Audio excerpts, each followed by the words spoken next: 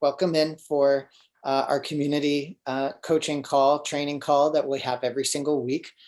This is tonight's theme, or today's theme is the second module from our fundamentals training, which is survival, shame, the man box, and belonging.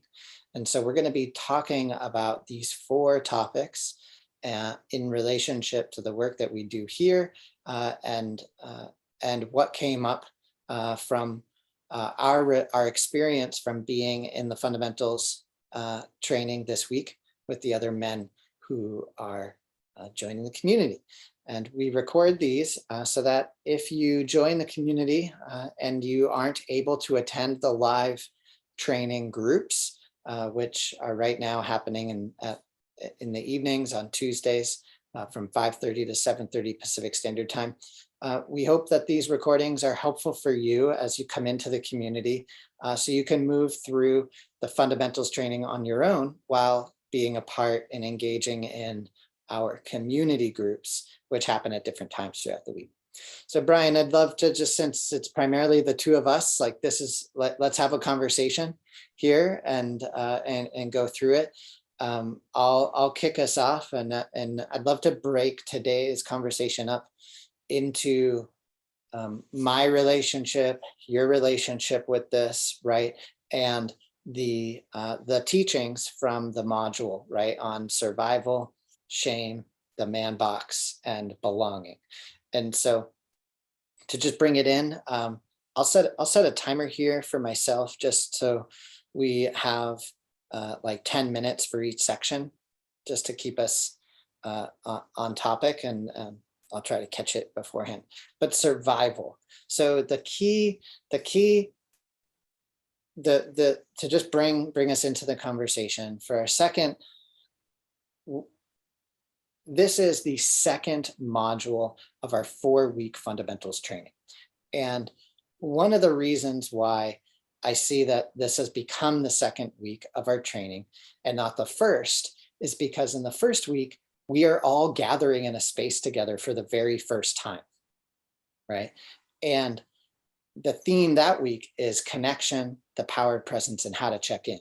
It's a big deal to even be able to arrive in that space, right? All of our protective parts, if you're a man coming into this community from the internet or from a referral, maybe you've never even been in that group, right? And so we have to norm, and we have to have our first group to even learn how to be in the group together and to see if we even want to come back, right? And then the second week, we have to actually, what we've discovered is we really have to cut through we have to deal with all of our own individual respective relationships with the culture of manhood in order to create a shared connection, a sense of belonging around, wow, all of these men, all of these human beings who identify as male, we are all dealing with this culture of manhood. And so the first part to this is survival, shame, the man box, and belonging. And so with what we want men to discover here in this night is, and to realize, is that in order to survive, to get to where I am today, we all went through autonomic processes of survival, which are non-conscious. My body responded to the environment in order to survive, to get to where I am today. And that process is autonomic. It's non-conscious. It is a protective pattern, and it's in a constant, we were in a constant seesaw between survival and connection. And now that we're here in this space, able to take care of ourselves, able to make the choice to be here, we are able to become conscious of these protective parts that we have cultivated through our life to get to where we are today. And so really, for me, it's about making sure that men become, we're just planting the seed, right? Like this is our fundamentals training. But John, you're here, you weren't in the training this week. And Brian, you've been practicing this community for over a year. And I'd love to talk about like how, even if you've been practicing this, what I've heard from all the men is that like this actually, they learned a lot, like re-engaging on these subjects. So Brian, like, what did you learn from just that main topic of survival? And it's survival is not just about being in an emergency situation and reacting to it, but rather, if I got this, it's a lot of little subconscious, subdural kind of things that go on all the time that have us reacting to our environment. That it's really like small s survival. Like capital S survival would be like being in the jungle and fighting, right? Small s survival is what we do every day in terms of surviving in the environment and the different things that come our way. Right, right. That's awesome. Yeah, and when you said, I love how you said it's not this big capital S survival. It's just happening all of the time. Gaber Mate has a great thing that he always likes to say, which is we're in this constant choice between authenticity and attachment, right? And if attachment is but attachment, when we're being nurtured, attachment always wins out over authenticity. Meaning, if I can't be authentic, if I even get the sense that the way that I'm being is not acceptable, then I will learn to not be that way in order to stay attached, right? And what I see happening in the group when we come in is we're getting to work through this together in a brave space as a group of men. And that's what the first big thing is to start to work with is, wow, like when you said that, I felt tight on and in my body, and the story in my head was this. And we're really cutting through that as a group of men, whether you're new or whether you're witnessing a man who is new. John, did you have anything you want to share? Yeah, awesome. I do. I missed the group, unfortunately. I was traveling, but for me, survival in this context is really, I wrote it down, it's about adaptability. And then, you sort of said it for me, but, growing up like in the deep South, sort of not fitting in, really around a bunch of tough guys. I think survival, adaptivity results in the suppression or repression of oneself as a man, in order to keep that connection, that belonging, that sense of not being completely ostracized from the group. So relate to that 100%. And when you said not being ostracized from the group, that's, I'd love to just bring in shame, right? Because shame is the emotion, which is from an adaptive perspective, tells us if I did what I did, or if I'm being the way that I'm being, I would not be allowed in the tribe, right? If I continue to express this. And shame, we start to be able to be shamed. We get to start to be able to experience shame around, I believe it's 12 to 24 months of age, when we start to relate to others in our environment in order to survive, in order to stay attached, right? Before that, we don't know how to be ashamed, right? And then we go into being 2 years old, 3 years old, 4 years old, 5 years old, right? And we start hearing, no, you can't sit with us, you can't play with us, right? You have to be a certain way in order to hang out with me, right? In order to be a part of this group. And so from a very early age, shame starts to play a role in our relational process. And we have to talk about that as a group of men, here in the space, we're choosing to show up because learning to work with shame is all about learning to flip shame into guilt, being able to acknowledge and take that risk of authenticity to say, this is what what I have kept hidden, and bringing it into the space so that other men can relate to it. And shame is the primary emotion that helps construct or maintain the structure of the man box that exists in our culture. And so, do you guys have anything like in terms of your relationship with shame before we move into the man box? I would just say that, like, coming into the Unshakable Man 2 years ago now, I think coming into any group of men, you know, that man coming in is going to sort of assess and hold back and figure out where they fit, how they fit, all those things. But it almost seemed too good to be true that you could show up exactly as you are.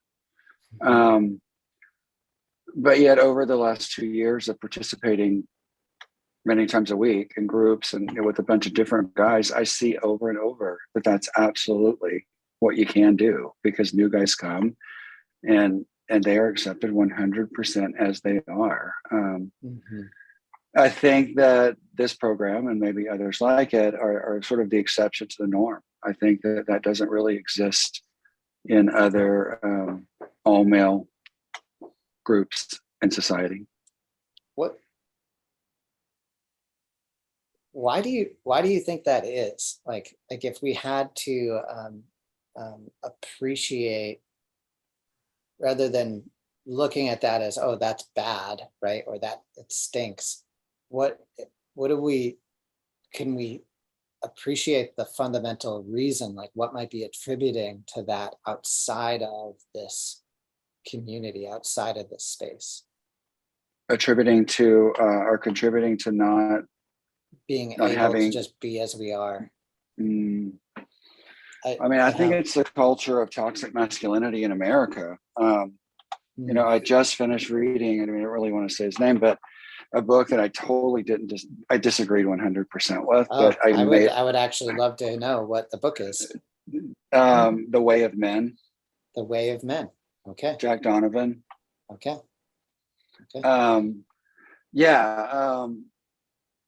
It felt very much that this person, like, the philosophy is it's very toxic masculinity. So anyone that doesn't fit that role is sort of like to be ostracized. And that philosophy comes from like history, right? Like when we were banned, you know, I mean, all of that. So I guess to answer that question, I mean, and the other side of it, Chris, is well, go ahead.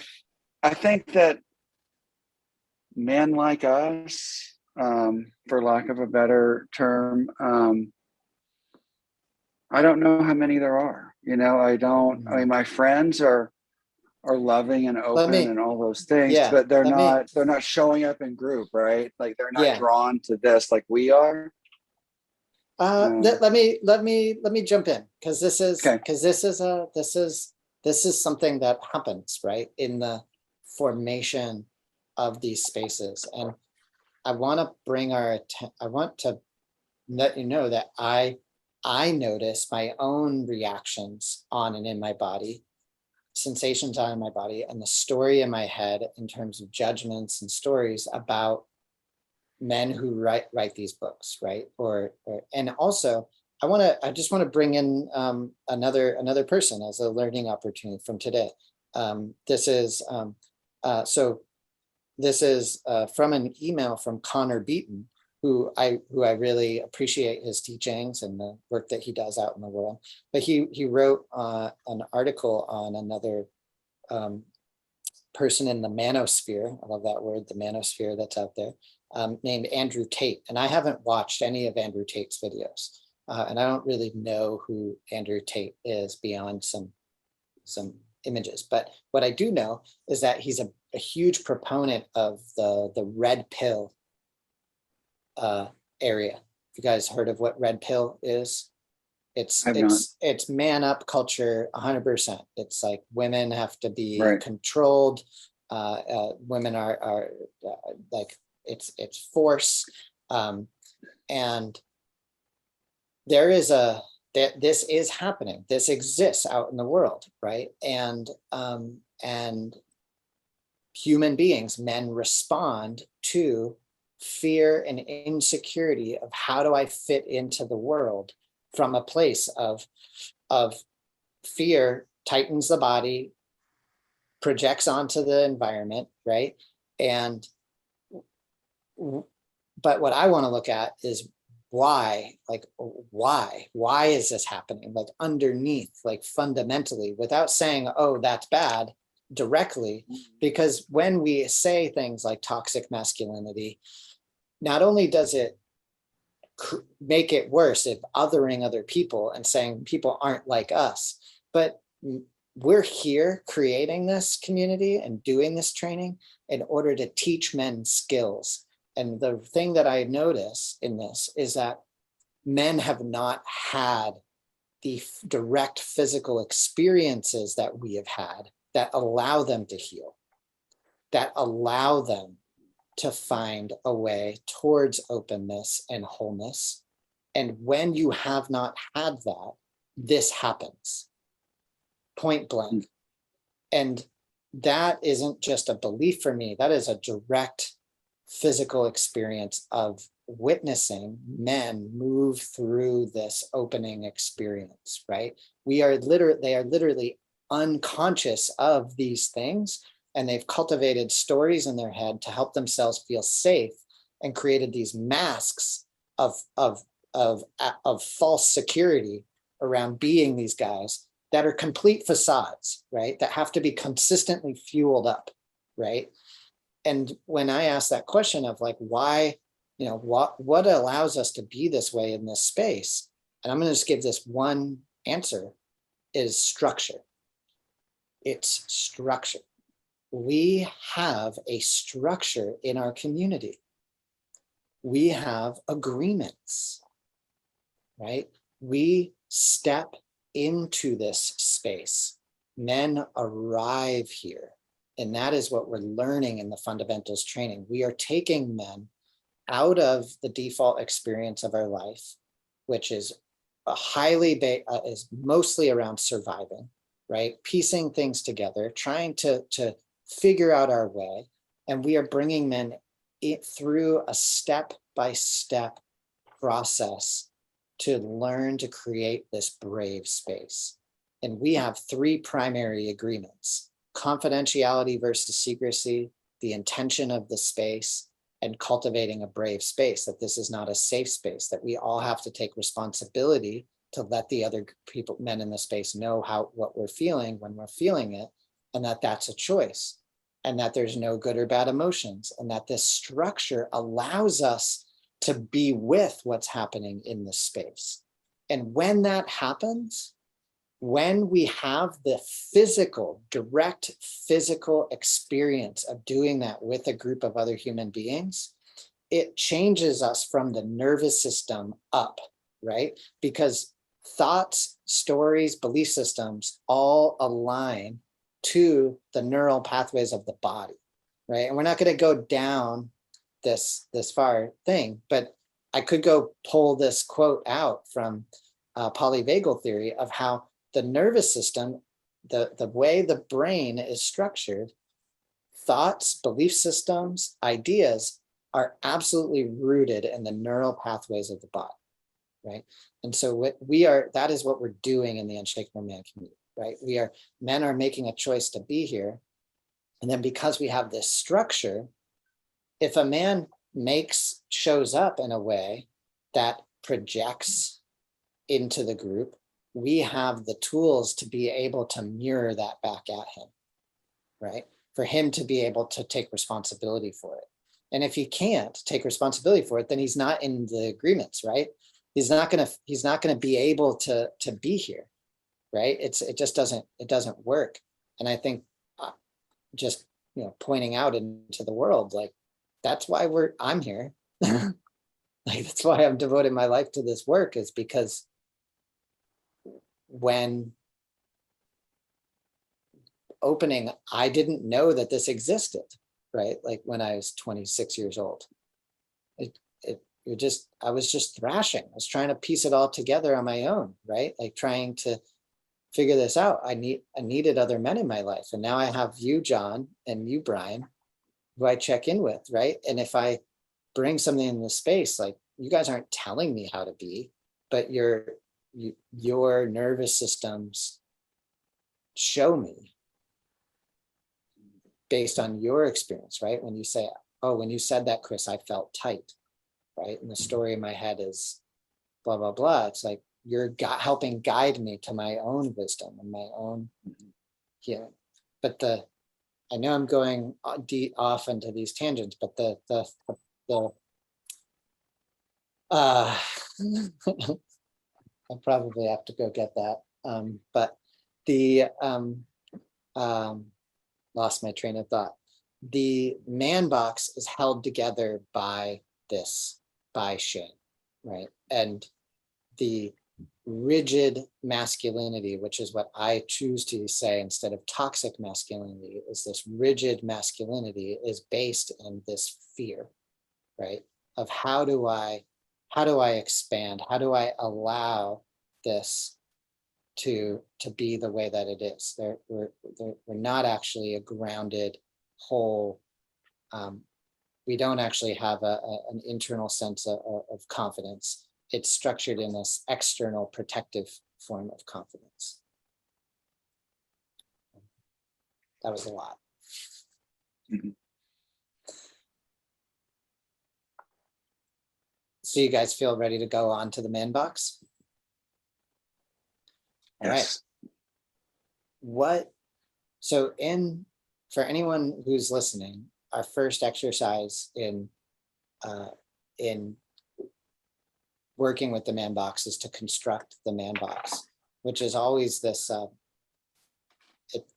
it's every time I do it with a group of men, I get to feel surprised of how it comes together in a different way, even when I think I already know what it's going to be.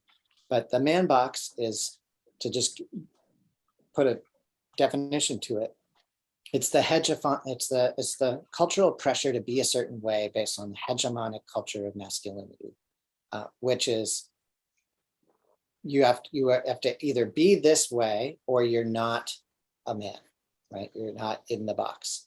So John and Brian, like, what has your relationship been with just discovering the man box?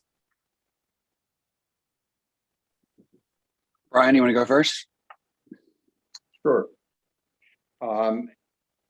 As I had said to Chris at the beginning, and maybe before we were being recorded, that I literally studied and did a workshop in 1982 on the mailbox.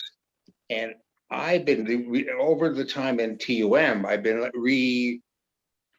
getting in touch with my younger days and all the messages I got around my masculinity and putting in that context of fear and loathing, in terms of, just struggling with the messages that society had given me in my youth and all through my youth and young adulthood about what it means to be a man.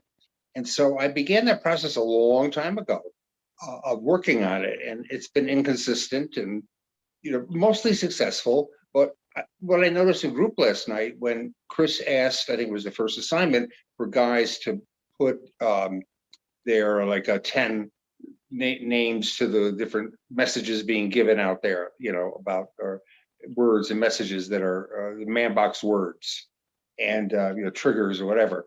And I thought about 30 or 40 of them, and I realized it's taken me years and years to go over it, but I tackled each one of those words time and time and time again. And they never went away, but their power over me got reduced. And so that when I hear certain words or, there were 30, 40 words out there that the guys put out there that, there was like a wealth of negativity about, or injunctions on how to be a man.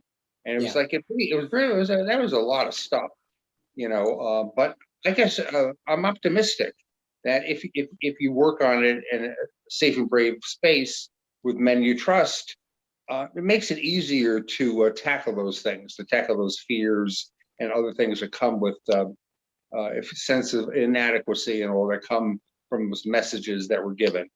And so, it resonated with me. I love how Brian, like when you shared that, I just got this image in my head of these guys that John, that you said that we don't agree with. And I felt sad, right? Like I felt sadness and I felt empathy for those men, for all of the young men who are feeling hurt and are seeing these messages from other people that the way of being a man is bad because he has, and that there is this this response in our culture that young men are receiving, which is don't be a man, right? Like don't be that negative guy, don't be that person that controls people, right? But then who do I be, right? Like I am a man, then do I need to feel bad about being a masculine man, right? And so then what do? We tear off our uniforms, we throw it away, and we try to be something else. We, as in Shogun Trungpa says, we put on bell bottoms and a shirt, and you go and you do that, but you're really just changing your uniform. You're not actually working with being able to expand and to hold space for the to learn how to learn, right? To learn how to fit it all in, right? And when I say that, I see like just I mean, you just go on Instagram and you see like stoicism, right? Like stoicism, they've taken this entire philosophy of what this deep philosophical teachings on how to connect with our environment and with the world, and we make it into this facade of don't feel, right? Like I need to cut off from feeling emotions, and I don't go down too much of a tangent, but to me it's like you being in this space and hearing how you relate to witnessing the other men all bring it in. It's like that's why that's why we do this. like to bring 10 men, and we're only doing this with 10 men. Like this is what the world needs, right? Like we need 10 men times 1 million to get together and just be like, oh wow, this is what we're all dealing with. We're all feeling this. And when the Me Too movement happened and said all of these men are being this way, it doesn't mean I need to throw out what it means like being a man. I actually just need to learn how to expand and how to be able to be with all of this. John, I'm sure you have something to say. I hope you do. I do. Okay, the man box. All right. I was raised in a very rigid masculine environment. Yep. So what that translated to for me was an internalization of feeling that something was always wrong with me. Right. Mm-hmm. It could be identified as shame, but that's been a huge part of my work throughout my life. From being like a young man, even as a teenager, is looking at that and exploring that and countering it. Mm-hmm. Those messages that I had accepted as true, but the vast majority of that time was accepting it on an intellectual level versus a feeling level. And so I'm finally at 57 years old, at the place, and I'm sure the Unshakable Man and my involvement in this program for the last 2 years has been a huge part of that. But like, I know that to be true now. I know there's nothing wrong with me. I know that, like, you know, I mean, like all of those messages that I had internalized as sort of a second skin, it's such a relief to, because all along, no matter who said, no matter what therapist is like, no, that's true. You know, you're fine just as you are. It's like, yes, but, yes, but, yes, but inside, I still felt that wasn't true. And now for the first time, I know it's true. You know, I know that I'm just as much a man as any of the other versions of masculinity out there. Yeah. You know, and there's so many. And so I think men that are rigidly masculine don't recognize the other versions, or any deviation from the thin slice of or the tiny little box that they put themselves into, right? Right. And when you say that, I notice a story in my head, and I notice the tension in my body. And then it's for me about caring for that while being fierce, like this. I'm not backing down from this. I'm not saying that this is acceptable, but I'm also not uh, moving into it and saying that these guys, right, like, and there is a part of me that wants to get up on stage and say, use this as a platform to attack, right, men who are saying things and doing things. But my deeper knowing knows that this is how we actually change ourselves and change the world, as we invite men in to have these experiences, right? And when you said in your head, like you knew there was intellectually, but then there was always these parts that were like fighting for it, but now you know it in your body. This, to me, that's a man speaking from a place of doing this somatic work, right? Like slowing down in relationship, right? And it's always this like effervescent, high tide, low tide, right? Like we can't do it all in a weekend. We have to have a culture of showing up and then going back into the default experience of our life and seeing how we show up in a different way. Right? Yeah. And I think one of the most valuable components of helping me get to where I am, at least in this program, has been the other men, the brothers, so to speak, that act as mirrors back to me. I frequently, as a steward, talk to the younger men about this. It comes up a lot, you know, around their own feelings of incompetency or less than, all of that. It's like, okay, let's look at this. Like you came in as you 100% unmasked into the Unshakable Man, and now you're a facilitator. It's Yeah. like, how did that happen?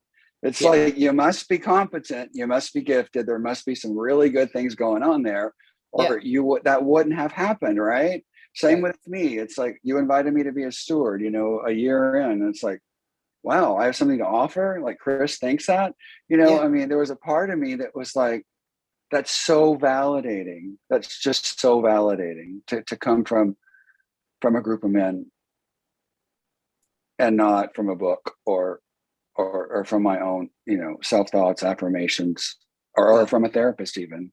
Yeah.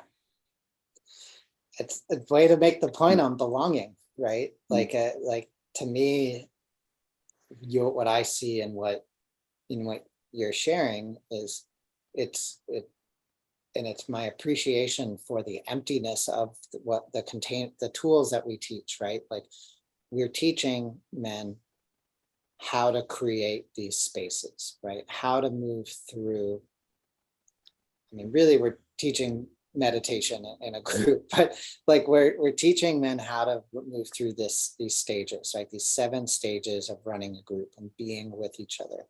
And that those teachings, the structure itself is empty.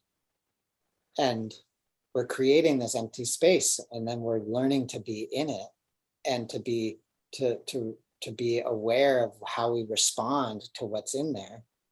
And then as we move through these subjects, we cultivate a sense of belonging through the experience of doing that. And then men like you and me who have been through it get to help other men through it. And when we talk about this, I just can't help but project it out onto the world of this is what, when I hear or I read like a men talking about like how to get women to sleep with them, or like how to um, uh, um, just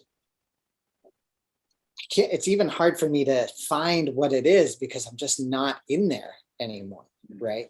But or working out in order to harden our bodies in order to feel more safe, which is totally different than connecting with our environment, connecting with our bodies, feeling more tender and sensual, right? And being able to actually feel more, right?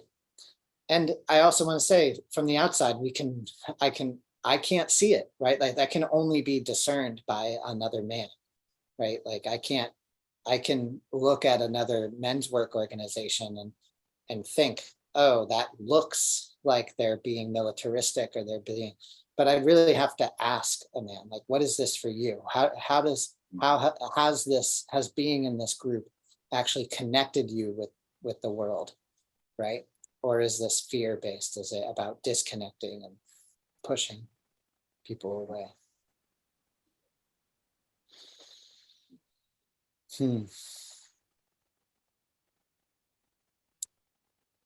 Yeah. Are we still in man box? Yeah. Man box or belonging. Yeah. Wherever. Yeah, I was just reflecting as you were talking, and I think that in education measurement terms, the population that comes to TUM are self-selected. And I think the combination of self-selected, and I mean that in a good way, like I think high quality men who have a lot going for them, who want to get better at what they do, right? And who they are. Combine that with the structure of TUM, with the checking in and the being present and the soft rules that apply. I think the combination of the two creates an environment in which it really is, for me, a very comfortable space to shake off some of the nonsense that other parts of our society and my growing up laid on me. Yeah, it's just easier. It's easier, more comfortable to put some of the nonsense aside. Yeah. For what it's worth, I have antenna. I've been around a while, and and because of my upbringing, I have antenna of men who I have always called the extra Y chromosome men. You know that they just need to maintain that extra Y and the XY chromosome thing because that's what they're supposed to do, and so they spend a lot of time and energy, not just being men, but it needed to be like supermen, to live up to all the standards and all. And I have learned to successfully, it took a while, to avoid men like that, and like TUM is like the opposite of that. It's like, people have a better balance to themselves. They're different, we have our issues. I have my issues and stuff, but not that extreme that does exist out there. And I've gotten good at it, thank God. I think I'm doing as well as I am. Because one of the reasons with my male relationships, because I've gotten better at avoiding that type of man. Yeah. Yeah. When you say avoid, I say like shrink or feel like you can, that there's a like a feeling, you can feel it in our bodies, right? But I can't help but just want to remind myself that we're recording this for our fundamentals, right? But I want to notice that like the fundamentals are, there's men in our community that we've been here for 2 years. And what I keep hearing from guys is that really from 7 men individually just in the past 2 weeks, that like going through the fundamentals there's just so much to learn. There's so much seeing in our experience. And when I hear that like our community is self-selecting, I really, I mean, I feel like when I see something in lots of different places in a different way, but it's all saying the same thing, it can be, it's like truth, right? You can really feel it and see it in the world. And I think what I see in our community and in the men that are here is that, that it is very special to, when we talk about like surviving versus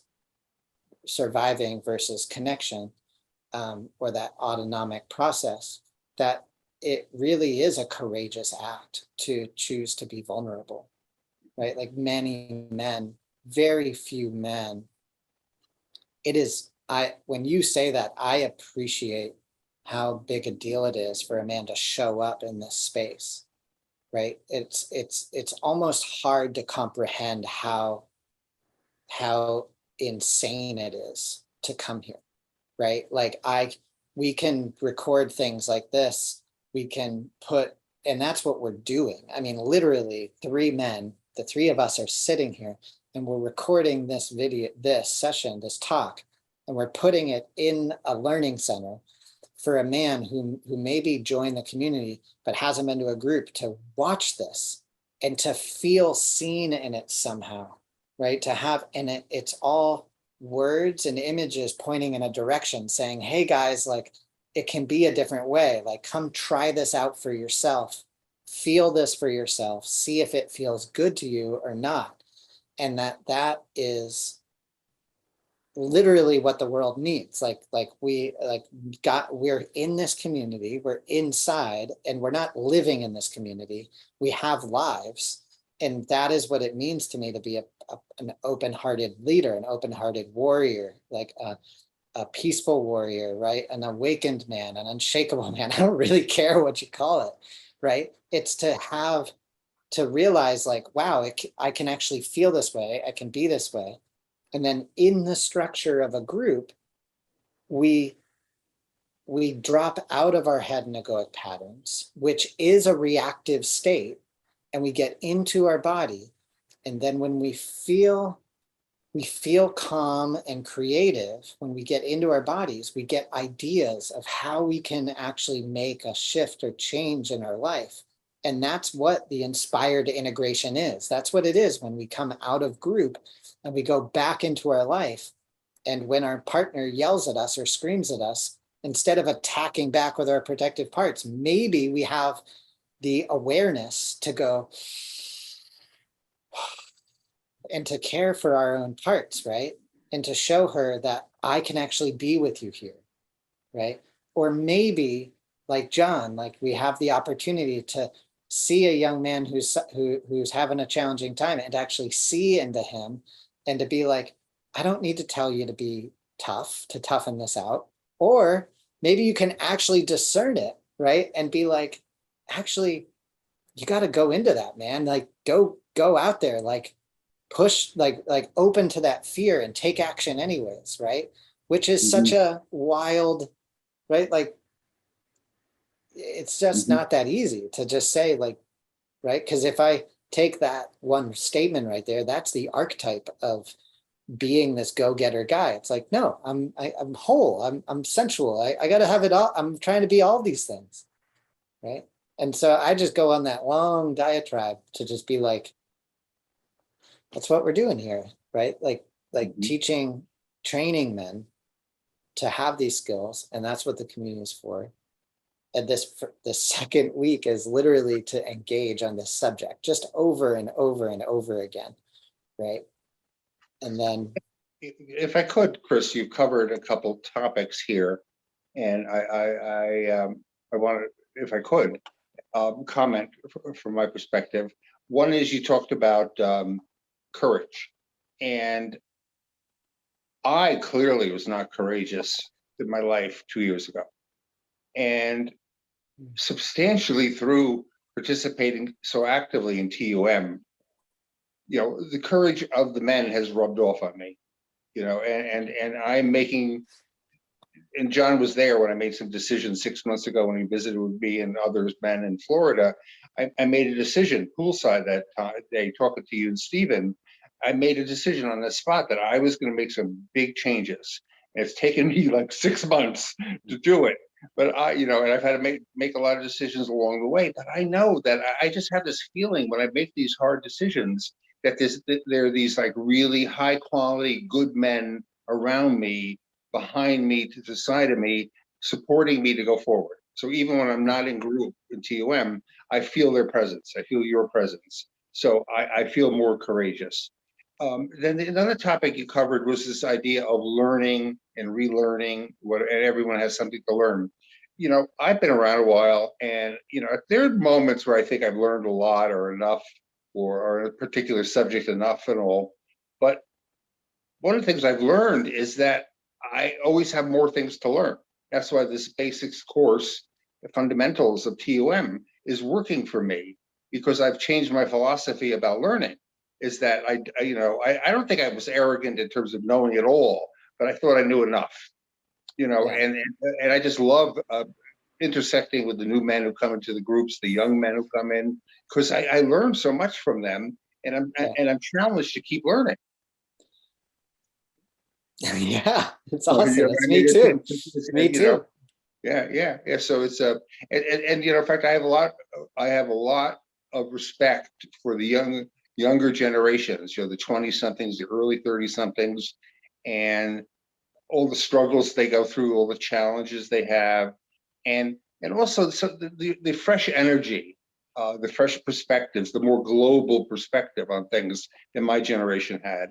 And so I really love getting to know the new guys and hearing their story, even though they get wrapped up in their struggles and their difficulties and their trouble with their partners and stuff like that. I see beyond that. I see the fact that there's like this new generation of young men who really, and I can just tell they're going to make it. They're going to do it. They just need to like sand off some of the rough edges, and feel supported. I can't help but recognize that it's the two elders in the community here on a Thursday at 2:00 in the afternoon, right? Like that is I mean, I'll be honest, it's a I feel like a constant fundamental paradox for this work, right? Of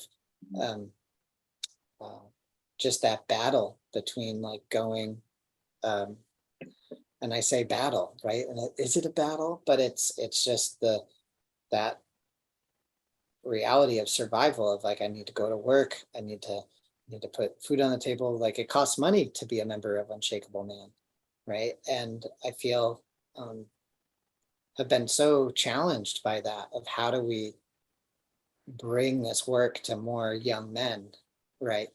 But it's I think just from getting to do the fundamentals just this one time, it's for me, I think it's recognized that this is like a vehicle, right? Like a way to inspire guys to try it out for a month and see what it's like. And then at the end, our last week is commitment, celebration, appreciation, and commitment. Maybe you don't come back. Maybe you do. It doesn't work for your schedule and you need to go back into the flow of your life. But that to me doesn't mean that it's over, right? It means that we've inspired one young man to bring this work into his life or into his community, and that to me is the deeper mission here, right? To train men to do this.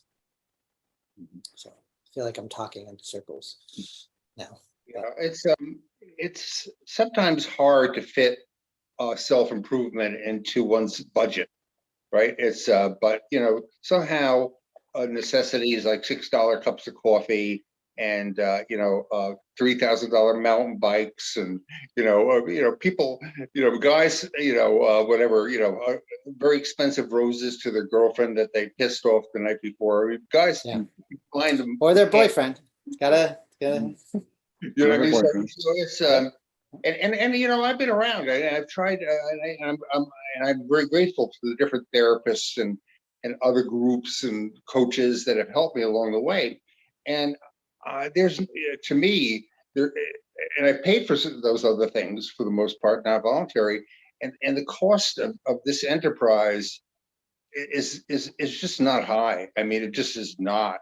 it's low normal. I mean, it just, if you really take a look at it, but people are not used to paying for self-improvement. They for some reason, it's not on their budget, It's working. It's working. Yeah. So guys, where